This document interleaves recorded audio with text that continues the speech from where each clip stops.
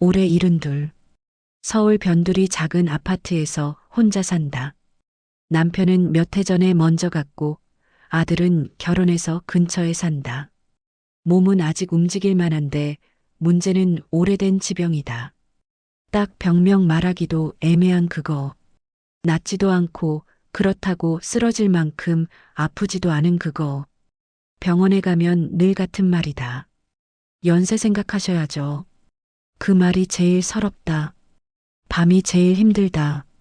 낮에는 버티는데 밤만 되면 몸 여기저기가 신호를 보낸다. 허리는 쑤시고 속은 더부룩하고 눈은 감았는데 잠은 안 온다. 시계를 보면 꼭 새벽 2시다. 이불을 덮었다가 걷었다가 물 한 컵 마셨다가 화장실 다녀오고 그러다 보면 괜히 서러워진다. 나도 참 오래 살았다. 이런 생각까지 간다. 그날도 그랬다. 아들이 전화했다. 엄마, 오늘 저녁에 우리 집에서 주무실래요? 별일은 아니라고 했다. 그냥 며느리가 걱정된다고 했다. 요즘 얼굴이 안 좋아 보인다고. 사실 그 말에 조금 마음이 풀렸다.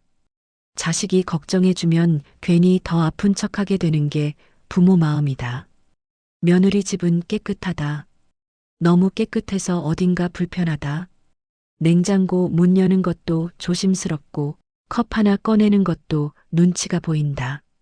며느리는 말수가 많지는 않지만 말투가 늘 차분하다.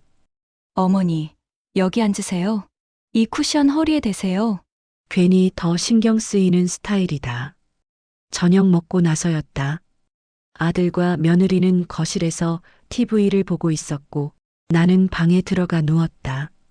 역시나 잠이 오지 않았다. 천장을 보면서 괜히 왔나? 그런 생각을 하고 있을 때 문을 살짝 두드리는 소리가 났다. 어머니, 안 주무세요? 며느리였다. 손에는 작은 쟁반이 있었다. 찻잔 하나 얇은 김이 올라오는. 잠 안 오실까 봐요. 홍차인데 한 잔 드셔보세요. 홍차. 나는 커피도 잘 안 마시는 사람이다. 차 종류는 더더욱 잘 모른다. 솔직히 말하면 이 밤중에 무슨 홍차야 싶었다. 그런데 거절하기도 애매했다. 며느리 표정이 너무 조심스러웠다. 그냥 향만 맡아보셔도 돼요. 그 말에 웃음이 났다. 향만 맡으라니. 찻잔을 받았다. 따뜻했다. 손바닥으로 온기가 그대로 전해졌다. 한 모금 마셨다. 쓰지도 않고 달지도 않고 딱 무난했다. 특별할 것 없는 맛. 괜찮으세요? 응, 뭐 괜찮네. 그날 밤 기적처럼 잠이 들었다. 아침에 눈을 떴을 때 해가 이미 떠 있었다. 깜짝 놀라서 시계를 봤다. 7시. 중간에 한 번도 안 깼다. 내가 괜히 몸을 이리저리 움직여 봤다. 허리가 덜 뻐근했다. 속도 편했다. 기분이 좋아서 그런가 싶었다. 그날 이후로였다. 며느리는 매일 밤 아주 자연스럽게 홍차를 가져왔다. 말도 길게 하지 않았다. 오늘도 드세요. 그 말뿐이었다. 며칠 지나자 내가 먼저 기다리게 됐다. 시계를 보고 이제 올 때 됐는데 이런 생각을 했다. 스스로가 웃겼다. 내가 홍차를 기다리다니 몸이 달라졌다. 아침에 일어나는 게 덜 힘들었다. 계단 내려갈 때 숨도 덜 찼다. 괜히 기분이 좋아서 반찬도 더 먹게 됐다. 동네 친구가 말했다. 야, 너 얼굴 좋아졌다? 그 말에 괜히 홍차 이야기가 나올 뻔했다. 근데 말 안 했다.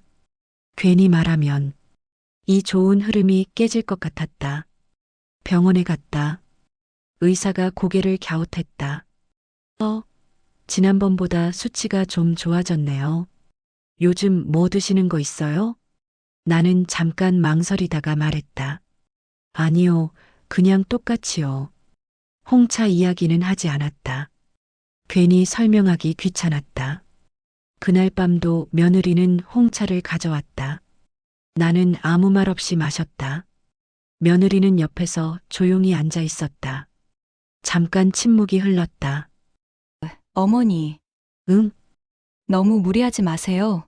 그 말이 묘하게 오래 남았다. 홍차 때문인지 그 말 때문인지 모르겠지만 그날 밤도 깊이 잠들었다. 나는 아직 몰랐다. 이 홍차가 정말 그냥 홍차가 아니라는 걸. 그리고 며느리가 이 차를 매일 같은 시간에 같은 손놀림으로 왜 타고 있는지를. 그저 그때의 나는 매일 밤 누군가 나를 위해 따뜻한 잔 하나를 준비해 준다는 사실이 조금 고맙고 조금 이상하고 이상하게도 마음이 놓였다. 몸이 좋아진다는 건 사실 남들이 먼저 알아본다. 나는 아직도 반신반의였다. 사람 몸이라는 게 워낙 기분 따라 달라지는 거니까. 며칠 좋다가 또 도로아미탑을 되는 경우도 많았다. 그래서 일부러 기대하지 않으려고 했다. 기대하면 꼭 실망이 오니까. 그런데 한 달이 지났다. 분명 달랐다. 아침에 눈 뜨는 게 덜 무거웠고 버스를 타고 한 정거장 더 걸어도 숨이 덜 찼다. 무릎이 안 아픈 건 아니었지만 아, 오늘은 좀 괜찮네 하는 날이 많아졌다. 며느리는 여전히 똑같았다. 매일 밤 같은 시간, 같은 찻잔, 같은 온도. 차를 내올 때도 괜히 말을 덧붙이지 않았다. 오늘은 더 드셔야겠어요. 이런 말도 없었다. 그게 오히려 편했다. 어느 날은 내가 먼저 물었다. 이 차 어디서 산 거니? 며느리는 잠깐 멈칫했다. 아주 잠깐. 내가 아니면 못 느낄 만큼의 짧은 멈춤이었다. 그리고는 웃으면서 말했다. 그냥 인터넷이요. 요즘 이런 차 많더라고요. 괜히 더 묻지 않았다. 사실 큰 관심도 없었다. 효과만 있으면 됐다. 사람이 나이가 들면 원인이 뭐든 상관없어진다. 결과만 좋으면 된다. 그런데 이상한 점이 하나 있었다. 며느리는 그 홍차를 절대 내가 보는 데서 타지 않았다. 항상 부엌에서 문을 닫고 했다. 물 끓이는 소리는 들리는데 컵에 붓는 소리는 안 들렸다. 괜히 신경 쓰이기 시작했다. 며느라, 네, 어머니. 그 차 만들기 어렵니네? 아니요. 이번엔 대답이 너무 빨랐다. 괜히 웃음이 났다. 왜 그렇게 꼭꼭 숨겨서 타? 약도 아니고. 그때 며느리는 아주 작게 웃었다. 어머니, 약이면 더 숨겨야죠. 농담 같았지만 어딘가 걸렸다. 그날 밤 나는 잠이 오지 않았다. 홍차를 마셨는데도 눈이 말똥말똥했다. 괜히 생각이 많아졌다. 이 차에 뭐가 들었나? 설마 이상한 거? 요즘 뉴스에 하도 이상한 얘기가 많으니 별 생각이 다 들었다. 다음 날 동네 경로당에 갔다. 자랑처럼 말하려던 건 아니었다. 그냥 흘리듯 말했다. 요즘 잠이 좀 잘 와. 그러자 말이 붙기 시작했다. 어머, 무슨 약 드셔? 병원 바꿨어? 어디 한약 지었니? 그 질문들 사이에서 괜히 입이 근질거렸다. 홍차 이야기를 했다. 며느리가 매일 밤 타주는 홍차. 그 말을 하자마자 분위기가 달라졌다. 홍차. 그게 뭐가 좋다고. 괜히 몸 버리는 거 아니야. 그중 한 명이 말했다. 며느리들이 원래 그런다. 좋은 척 하면서 나중에 자기 할 말 다 하려고. 그 말에 괜히 기분이 상했다. 나는 얼른 말을 돌렸다. 아냐, 우리 며느리는 그런 애 아니야. 그렇게 말하면서도 마음 한구석이 찜찜했다. 그날 저녁 집에 돌아오니 며느리가 이미 와 있었다. 냉장고 정리도 해놓고 이불도 빨아 널어놨다. 아들은 말이 없었다. 원래 그런 애다. 밤이 됐다. 홍차 시간이 됐다. 찻잔을 들고 온 며느리를 보는데 괜히 유심히 보게 됐다. 손이 떨리지는 않는지, 표정은 어떤지. 어머니, 응, 오늘은 맛이 조금 달라요. 왜? 차 종류를 바꿔봤어요. 괜히 심장이 철렁했다. 왜 바꿨니? 계속 같은 것만 드시면 질리실까 봐요. 그 말은 자연스러웠다. 너무 자연스러워서 의심이 더 생겼다. 한 모금 마셨다. 확실히 맛이 달랐다. 조금 더 구수했다. 속으로 생각했다. 이거 진짜 홍차 맞아? 그날 밤 또 깊이 잠들었다. 아침에 일어나자 어깨가 덜 아팠다. 나는 스스로를 꾸짖었다. 괜히 사람 좋은 마음 의심하지 말자. 그런데 그날 오후였다. 며느리가 부엌에서 전화를 받는 소리가 들렸다. 작게, 아주 작게. 네, 아직은요. 조금 더 봐야 할 것 같아요. 어머니가 눈치채시면 안 돼서요. 나는 냉장고 문을 열다 말고 그대로 굳어버렸다. 가슴이 쿵 내려앉았다. 눈치채면 안 된다고? 뭘? 발소리를 일부러 냈다. 며느리는 전화를 끊고 아무 일 없다는 얼굴로 나왔다. 어머니, 뭐 찾으세요? 아니, 목소리가 살짝 떨렸다. 물 좀 마시려고. 그날 밤 홍차를 마시면서 처음으로 찻잔을 끝까지 비우지 못했다. 맛은 그대로였다. 몸도 편안했다. 그런데 마음이 불편했다. 나는 그제야 알았다. 이 홍차에는 분명히 내가 모르는 무언가가 들어있다. 그리고 며느리는 그걸 나를 위해서인지 아니면 다른 이유로인지 아직은 알 수 없지만 분명한 목적을 가지고 이 차를 타고 있다는 걸 나는 그 목적이 나쁜 것이 아니길 바랐다. 정말로 그날 이후로 나는 홍차를 마실 때마다 컵을 들여다보게 됐다. 예전에는 김이 올라오는 걸 보며 향이 좋다, 따뜻하다, 그런 생각만 했는데 이제는 색부터 봤다. 너무 진하지 않은지, 가루가 남아있진 않은지, 찻잔 바닥에 남는 침전물 같은 건 없는지, 사람 마음이 이렇게 바뀌는 거구나 싶었다. 믿음이 사라지면 눈이 먼저 의심을 배운다. 며느리는 여전히 같은 시간에 왔다. 같은 말투로 인사하고 같은 손놀림으로 찻잔을 내왔다. 변한 건 나뿐이었다. 나는 일부러 말을 늘렸다. 오늘은 교회에서 무슨 일 있었어? 아들은 요즘 회사 괜찮대?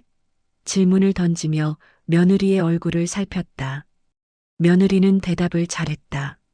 너무 잘해서 오히려 허점이 없어 보였다. 그게 또 이상했다. 사람은 보통 숨길 게 있으면 말이 많아지거나 적어지는데 얘는 딱 적당했다.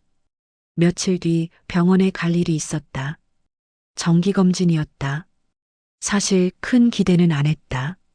늘 그렇듯 수치 하나는 좋고 하나는 나쁘겠지 생각했다. 그런데 의사가 고개를 갸웃했다. 어르신, 요즘 드시는 약 바꾸셨어요? 아니요, 생활 습관은요? 그대로예요. 의사는 컴퓨터 화면을 다시 보고 말했다. 수치가 좋아졌어요. 꽤요. 그 말이 기쁘기보다 무서웠다.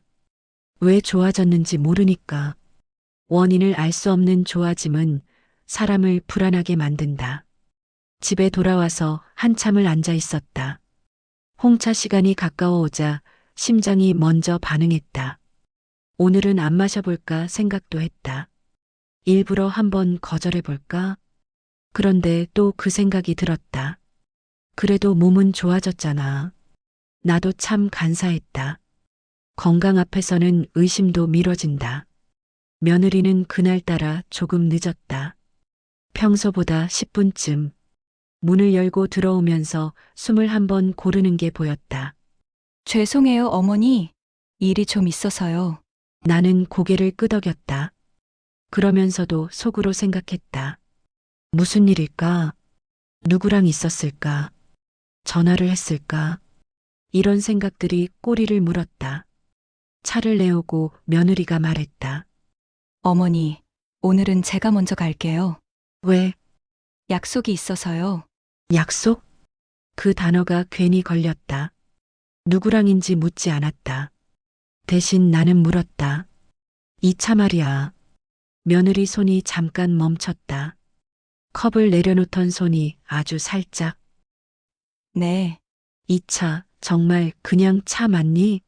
순간 공기가 바뀌었다. 아주 짧은 침묵. 며느리는 웃으려고 했다. 그런데 그 웃음이 예전 같지 않았다. 왜요, 어머니? 그냥 요즘 몸이 너무 좋아져서. 며느리는 안도의 한숨을 내쉬는 것처럼 보였다. 그럼 좋은 거죠? 그 말이 너무 빠르게 나왔다. 그날 밤 나는 일부러 홍차를 반만 마시고 남겼다. 그리고 며느리가 돌아간 뒤 찻잔을 들고 부엌으로 갔다. 평소라면 바로 씻었을 텐데 그날은 싱크대 위에 올려두고 한참을 들여다봤다. 냄새를 맡아보고 손가락으로 안쪽을 문질러 봤다. 특별한 건 없었다. 그런데 이상하게도 찻잔 바닥에 아주 미세한 가루가 남아 있었다. 홍차 찌꺼기라기엔 너무 고왔다. 다음 날 나는 결심했다. 오늘은 직접 보자. 어떻게 타는지. 홍차는 결국 부엌에서 타는 거니까. 저녁 무렵 며느리가 오자 나는 일부러 말했다. 오늘은 부엌에서 마셔도 되겠니? 거실이 좀 썰렁해서.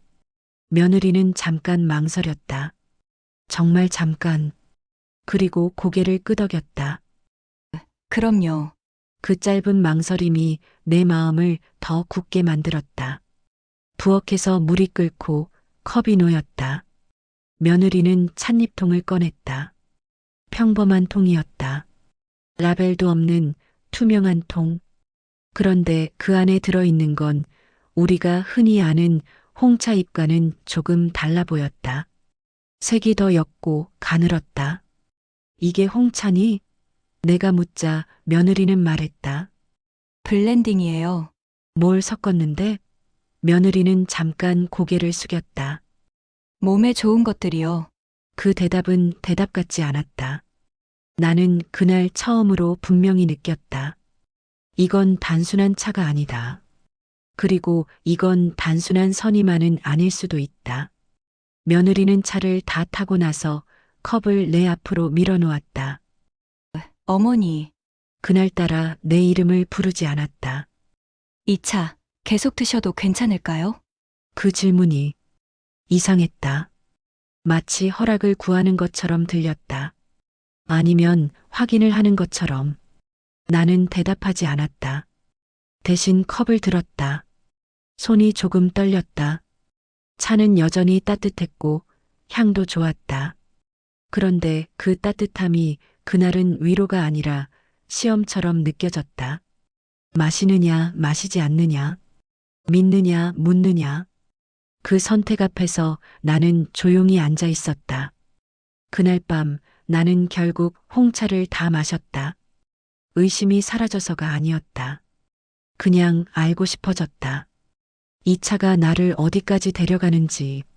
며느리는 내가 컵을 비우는 걸 보고 아무 말도 하지 않았다. 대신 평소보다 더 오래 부엌에 머물렀다. 설거지를 하면서도 몇 번이나 나를 힐끔거렸다.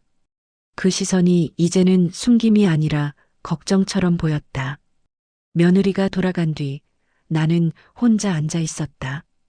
그동안 참 많은 생각을 했다. 며느리를 처음 만났던 날, 결혼식 날, 아이 낳고 산후조리하던 때. 그 애는 늘 조심스러웠다. 내 눈치를 살피고 말 한마디에도 반응을 보던 아이였다. 그런 애가 나를 해칠까? 솔직히 말하면 그 생각이 들자 스스로가 조금 부끄러워졌다. 다음 날 내가 먼저 며느리에게 전화를 했다. 오늘 저녁에 와서 차 타지 말고 그냥 밥 먹고 가. 전화기 너머에서 며느리가 잠깐 말을 잇지 못했다. 어머니 무슨 일 있으세요? 아니, 그냥 이야기 좀 하자. 그 말에 며느리는 네 하고 짧게 대답했다. 그 짧음 속에 각오 같은 게 느껴졌다. 저녁이 됐다. 밥은 평소보다 조용하게 먹었다. 아들은 눈치 없이 뉴스만 봤고 며느리는 젓가락질이 느렸다. 설거지를 마치고 나서 내가 먼저 말했다. 그 홍차 말이야. 며느리 어깨가 굳는 게 보였다. 네. 이제 그만 이야기해도 되지 않겠니? 한참 침묵이 흘렀다. 그리고 며느리는 깊게 숨을 들이마셨다. 어머니, 그 차에 홍차만 들어간 건 아니에요. 나는 고개를 끄덕였다. 이미 알고 있었다. 한의원에서 지은 차예요. 지병에 좋다고 해서요. 왜 말 안 했니? 며느리는 손을 꼭 쥐었다. 말하면 안 드실까 봐요. 그 말에 가슴이 쿡 찔렸다. 어머니가 예전에 한약 싫어하신다고 하셨잖아요. 그래서 그냥 차라고 하면 괜찮으실 줄 알았어요. 그제야 모든 게 맞아떨어졌다. 숨기려던 게 악의가 아니라 배려였다는 게. 전화는 왜 했니? 내가 물었다. 며느리는 고개를 숙였다. 한의사 선생님이요. 상태 체크하려고요. 혹시라도 부작용 생길까봐. 눈물이 맺힌 얼굴로 며느리는 말했다. 어머니가 좋아지시는 게 너무 기쁜데 혹시라도 제가 잘못한 건 아닐까 계속 불안했어요. 그 말에 나는 아무 말도 할 수 없었다. 잠시 후 내가 웃었다. 정말 오랜만에 속에서 올라오는 웃음이었다. 그래서 요즘 그렇게 눈치를 봤구나. 며느리는 고개를 끄덕이며 울었다. 죄송해요. 속여서. 나는 손을 내밀어 며느리 손을 잡았다. 나도 미안하다. 며느리가 고개를 들었다. 뭐가요? 괜히 의심해서. 그 말에 며느리는 울다가 웃었다. 그 웃음이 그렇게 예쁠 수가 없었다. 그날 이후로 홍차는 홍차가 아니게 됐다. 우리는 이제 그걸 약차라고 불렀다. 타는 것도 함께 했다. 부엌 문을 닫을 필요도 없었다. 나는 여전히 매일 밤 그 차를 마신다. 몸도 여전히 괜찮다. 하지만 더 좋은 건 마음이 편해졌다는 거다. 누군가 나를 조심스럽게 생각해줬다는 걸 그제야 제대로 알게 됐으니까. 사람은 나이가 들수록 받는 것보다 주는 것에 익숙해진다. 그래서 받는 마음을 의심부터 하게 된다. 하지만 가끔은 누군가의 조용한 정성이 기적처럼 다가오기도 한다. 그걸 믿어주는 것도 나이 든 사람이 배워야 할 일인 것 같다. 이 이야기가 마음에 남았다면 구독과 좋아요 눌러주세요. 다음 이야기도 따뜻하게 이어가겠습니다.